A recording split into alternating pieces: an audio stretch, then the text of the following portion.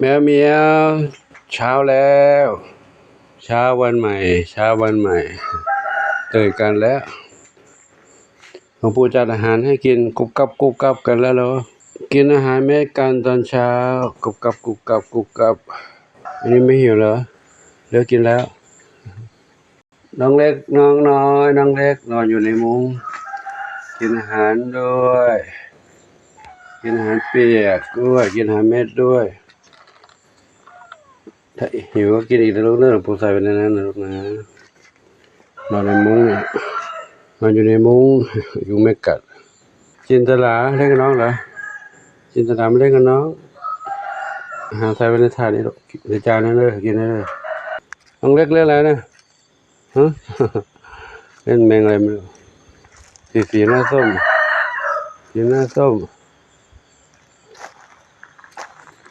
ชอบปากกานี่เหรอเอามาเตรียมรับแสงแดดเหรอแดดยังไม่มาเลยแดดยังมืดอยู่แดดกำลังจะถึงนู่นแล้วมาในบ้านใหญ่น้องอะไรทองเล็กนี่พี่ทองเล็กน้องข้าวเม่าข้าวหลามทองเข้มมะไฟมะกรูดอันนี้น้องอะไรแตงไทยแตงกวาขนุนแม่ขวัญจิตไม่ใช่แม่ยินดีปุ๋ยฝ้ายน้ำเพชรอยู่นี่นะเอาอาหารให้กินแล้วกูเตรียมอาหารให้กินแล้วใครมาอ้อนหลวงปู่นี่ใครอ้อนหลวงปู่นี่กินอาหารแล้วเด้อลุงเด้อกินอาหารแล้วเนาะที่มาวันนี้ถ่ายตอนเช้าเนื่องจากว่าเดี๋ยวจะมีภารกิจต้องไปอันนี้น้องอะไรเนื้อหนาพุทรามังคุดละมุดลำไยนอนกองกันอยู่นี่รวมกันเดี๋ยวมีภารกิจต้องไปแล้วนะ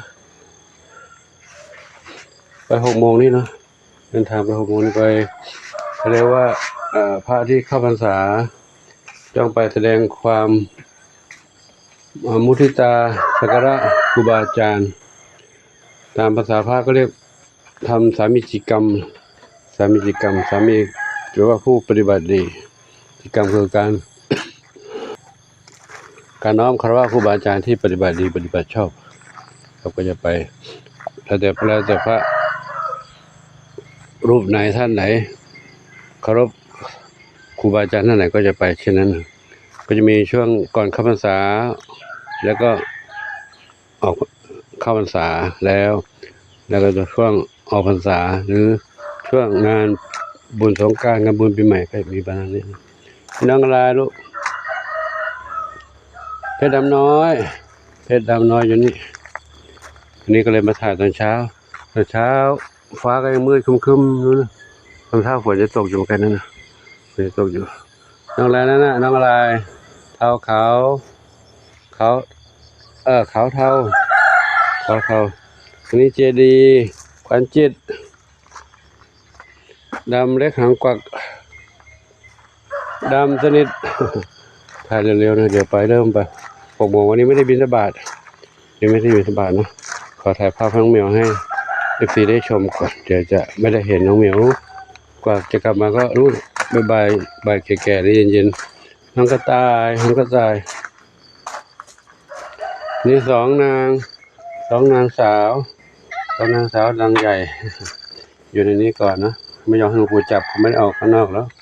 ถ้าให้หลวงปู่จับได้ก็จะได้ออกข้างนอกเนาะอยู่นี่ไปก่อนนั่นอยู่คู่กันนี่แหละเนาะ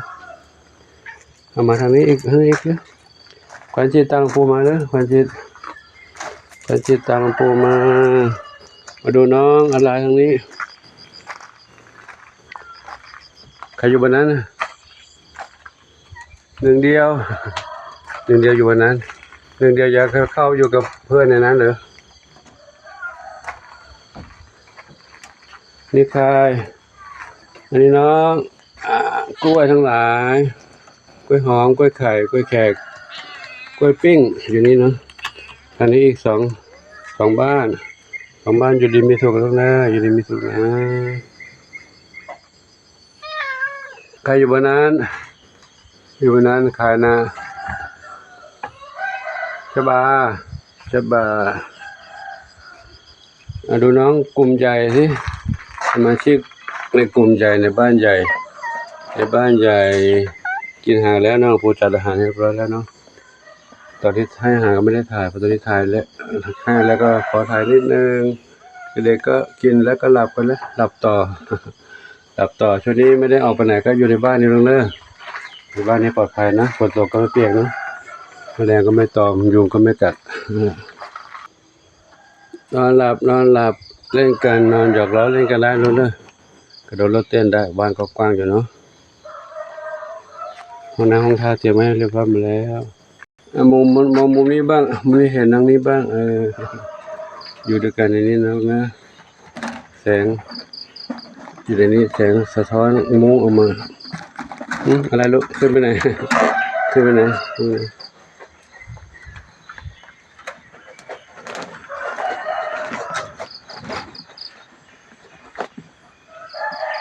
น้องอะไรลูกกุหลาบค่ะกุหลาบเต่าทองน้องมีบุญส้มขาวใหญ่นี่ก็มองมุมไกลตรงนี้ไปนะแต่นู้นก็ดูว่าพื้นที่ก็ยังมีเหลือกว้างขวางอยู่มีFPหลายท่านแนะนำว่าให้สร้างใกล้ๆกันนู้นก็ตรงนู้นก็ได้นะแต่ว่าเอาไว้ตรงกลางไว้ให้เขาวิ่งเล่นกันจะสร้างริมนี้ที่เดิมเนี่ยขยับจากกรงกระต่ายนี้ไปนู่นถึงเสาสูงนู่นกว่ากล้วยนู่นวันนี้ก็จะได้วนเดินวนได้เลยวนรอบนี้ได้ก็คิดว่าถ้าทำแล้วมีประโยชน์มากกลางวันก็ทำมีหลังคาก็กันร้อนได้กลางฝนตกก็มีหลังคาก็หลบกันฝนได้และถ้าเราสร้างตรงนี้แล้วหญ้าตรงนี้ก็จะไม่ขึ้นแล้วพอเราสร้างทับไปแล้วมีหลังคามาก็มีบริเวณเดินให้เดินเล่นได้ให้เขาได้วิ่งเล่นอยู่ในนี้กันกว้างอยู่นะกว้างอยู่อันนี้คือหน้าฝนมองต้นไม้จะเขียวบนโน้นนะแต่ถ้าหน้าแล้งใบไม้นี่ร่วงหมดเหลือแต่ต้นเหลือแต่กิ่งก็ค่อยเก็บกวาดกันไปเนาะอยู่ในนี้ก็ปลอดภัยแล้วปลอดภัยนะถ้าเราสร้างรั้วรอบขอบชิดแบบนี้แล้วอยู่จะปลอดภัยของไปด้านนี้ก็เนี่ยเห็นไปด้านนู้นไกลๆไปนู้นถึงกอไผ่นู้นที่งูเหลือมขึ้นแล้วก็ย้อนขึ้นต้นเสานี่นะขึ้นจากเสาเพราะเสาเราไว้ข้างนอกเนื่องจากว่าเรากันแมวปีนออกแต่งูเหลือมปีนเข้าได้แต่เราก็กันตะข่ายเชือกไว้แล้วนะตะข่ายเชือกเข้ามาเขาก็ติดได้ติดตะข่ายเชือกอันนี้เขาถ่ายให้ดูนะหน้าฝนนี่อะไรก็เขียวขจีไปหมดแต่หน้าแล้งนี่ก็ดูแห้งแล้งเดี๋ยวไว้ถึงเวลานั้นก็ก่อนจะถึงหน้าแล้งก็ถึงหน้าหนาวก่อนหน้าหนาวก็อากาศจะเย็นลมก็จะโชยอันนี้มะเขือพวงลูกเต็มเลยไว้กับน้ำพริกกะปิอร่อยออกมาด้านนี้เป็นองค์ด้านนี้เป็นองค์พระโพธิสัตว์พระแม่กวนอิมอันนี้กิ่งไม้บางมาแล้วเดี๋ยวว่ายังมีเวลาจะตัดหาคนช่วยก็ไม่ค่อยมีนะแล้วมันเป็นต้นมะรุมนี่โซล่าเซลล์ตอนนี้โซล่าเซลล์แสงสว่างแล้วก็ยามเช้าแสงแห่งดวงที่ขึ้นโซล่าเซลล์ก็จะดับลงมีตลอดตรงนี้นะวันนี้ระหว่างที่รอรถก็ขอถ่ายบรรยากาศยามเช้า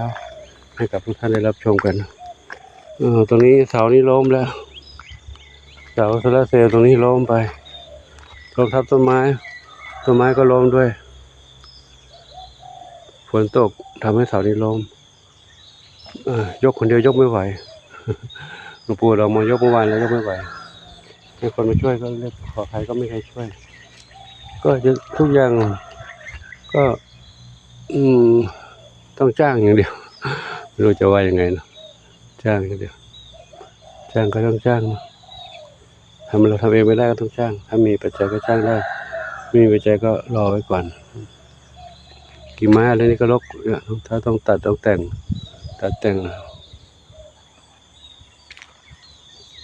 จะถ่ายดูทุ่งนาเขียวขจียามเช้านะครับมาแล้วหลวงปู่ขอยุติคลิปนี้ไว้ที่กันนะขออนุโมทนาสาธุขออวยพรให้ทุกท่านที่ได้รับชมยามเช้าก็แจ้งให้ทราบน้องไม่ต้องห่วงกังวลเนาะ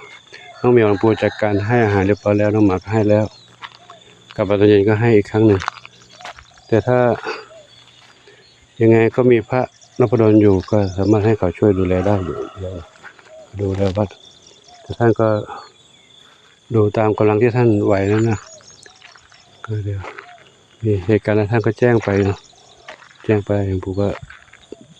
บอกกล่าวอย่างนี้ได้อยู่ท่านก็อยู่ด้วยกันที่อยู่ด้วยกันก็ที่ทุ่งนายามเช้าบรรยากาศดีครับก็ขออวยพรทุกท่านพบความสุขความเจริญในความสุขกายสุขใจ